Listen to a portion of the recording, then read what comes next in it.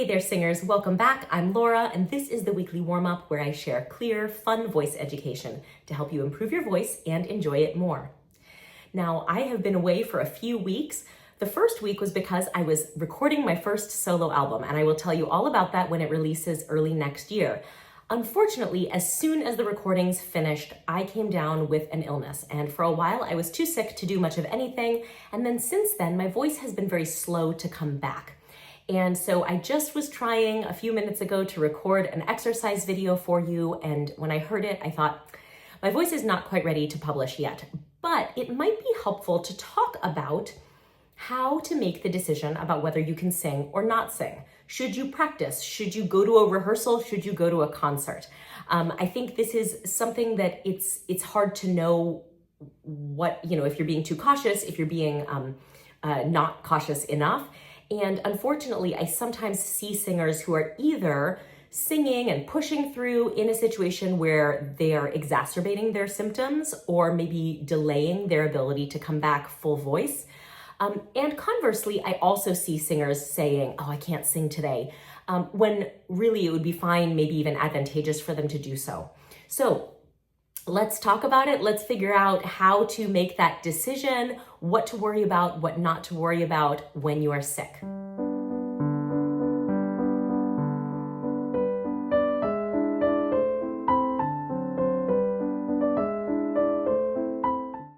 So beginning with the things that you should worry about when you are deciding if you should sing or not. And I would say the first one is infectiousness. If by singing, you are going to potentially infect the other members of your ensemble or other musicians, then please, be thoughtful. Either stay home, provide some space between yourself and them. You know all the right things to do. And, I would recommend that this be sort of the first item in your flow chart. Now we come to the two vocal issues, and these really are quite important. I would say that the number one thing to consider when you're trying to decide if you should be singing at all, and this pertains to practice, rehearsal, concert, is hoarseness. Hoarseness is that raspiness. It often shows up as kind of a difficulty getting the voice to onset. So if you can't get the voice to start right away, that is a sign that there is some effect on the chords themselves and you need rest. Maybe some light SOVT exercises just to kind of help them move around a little bit, but hoarseness or raspiness really is the most problematic issue. So if you are hoarse or raspy, I would say that is a time to not sing, or at least sing with very, very great care. The third thing to consider is vocal quality. And this is an area where I would say singers are generally way too conservative, in my opinion. And by that I mean, I often see singers pulling out of performances when I actually think that they probably could have delivered a great performance and they just sound weird to themselves. So the first thing I'll say about this is I just recorded a video before this one that was supposed to be a vocal exercise video.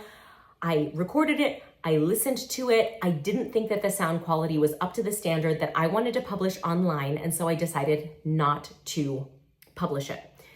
But what I will say is I used recording to make that decision, and this is really, really, really important, because if you have any kind of upper respiratory thing going on, congestion, a cold, then your ears are probably affected, and so you are not only going to sound different to yourself because of whatever congestion and symptoms are happening, but also you may be hearing yourself in an unusual way. So don't make the decision based on what you think you sound like, record it, and then make that decision.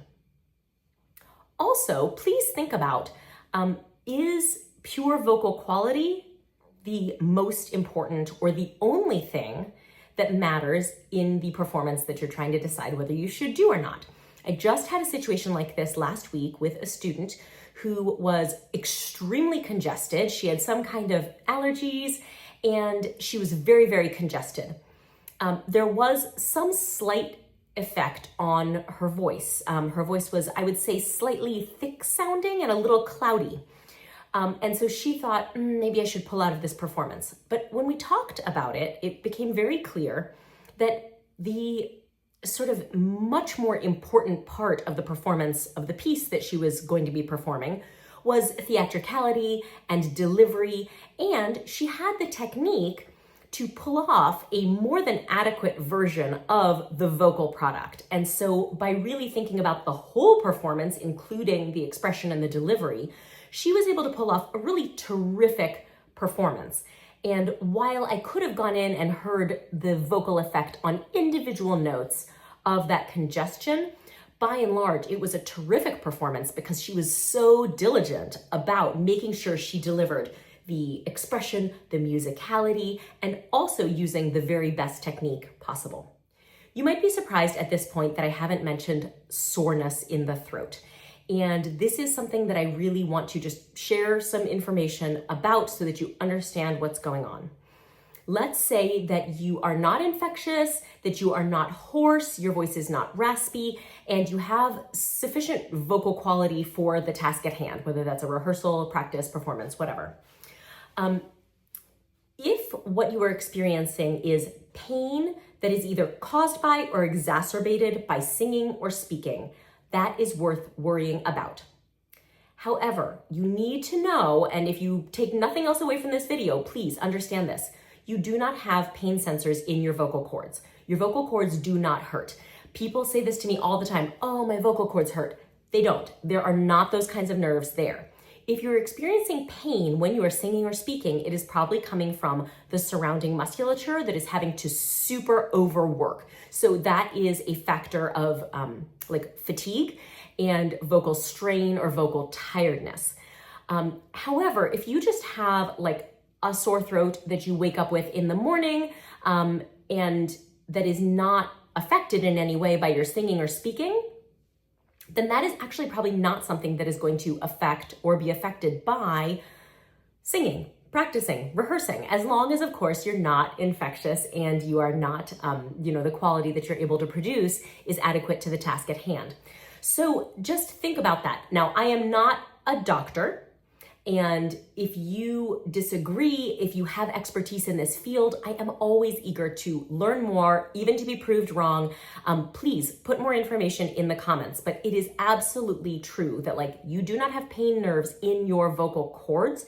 So I can tell you that what I would do for myself, if I had a mild sore throat that was not affected in any way by singing or speaking, what I would probably do is do a saltwater gargle.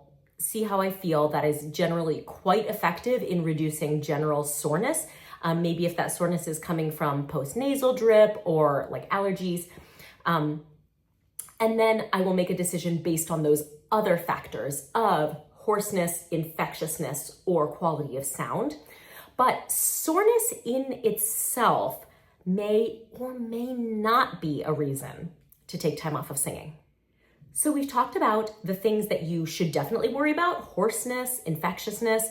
We talked about sore throat, which maybe you should worry about. But now let's talk about something that I think you should probably worry about way less than you do, and that is congestion.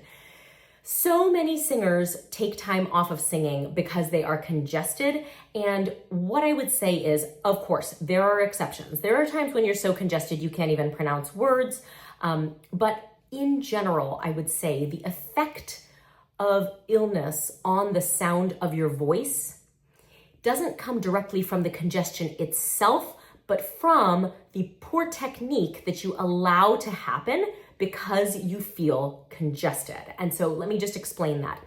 We always talk on this channel about how we want a high forward resonance for your sound.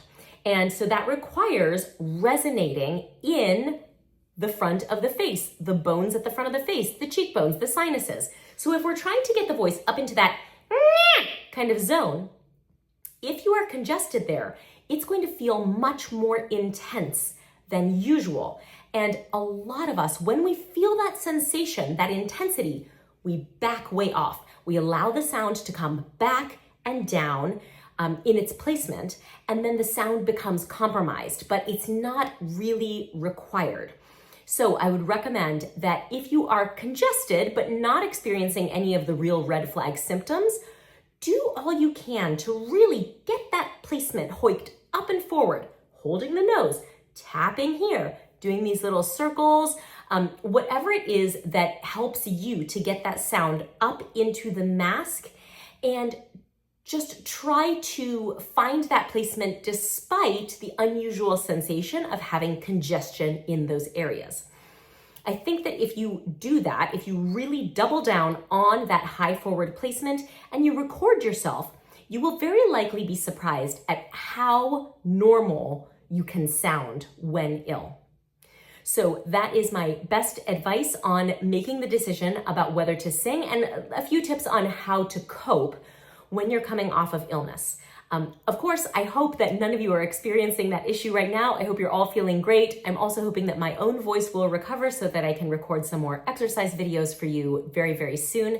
In the meanwhile, thank you so much for bearing with me as I've been away. Thank you for practicing today. Thank you for leaving your own advice or differing opinions or support down in the comments. I always love hearing from you, and thank you for taking the time to sing with me today. I'm so grateful for all of you who are out there. I'm thrilled to be back, and I hope to see you again next week.